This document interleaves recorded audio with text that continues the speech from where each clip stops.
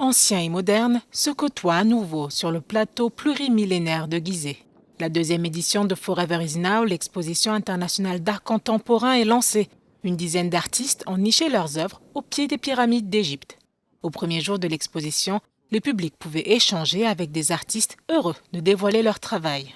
C'est formidable de prendre part à ce genre d'événement qui rassemble des artistes du monde entier.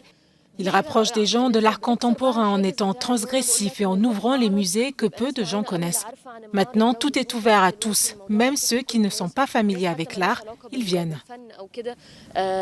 500 000 visiteurs s'étaient déplacés pour la première édition de Forever is Now, selon l'organisateur Art d'Égypte. Le photographe français JR, déjà présent l'année dernière, a même rempilé. Cette fois-ci, pas d'illusion d'optique, il expose Inside Out, Giza.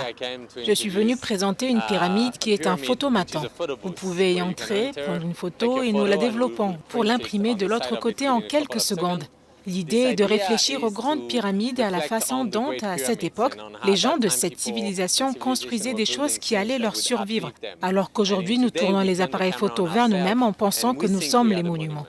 Connecter l'art égyptien antique au XXIe siècle et proposer des œuvres durables qui rendent compte de l'urgence climatique, voilà deux des principaux thèmes de l'édition 2022. L'Égypte accueillera d'ailleurs la prochaine COP sur le climat.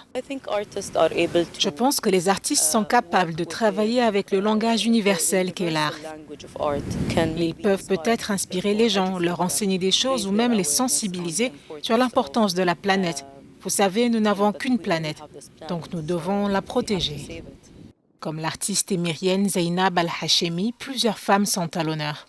4 artistes africains, dont le Camerounais Pascal Martin Taillou, sont présents. Les curieux pourront s'aventurer à l'ombre des pyramides jusqu'au 30 novembre.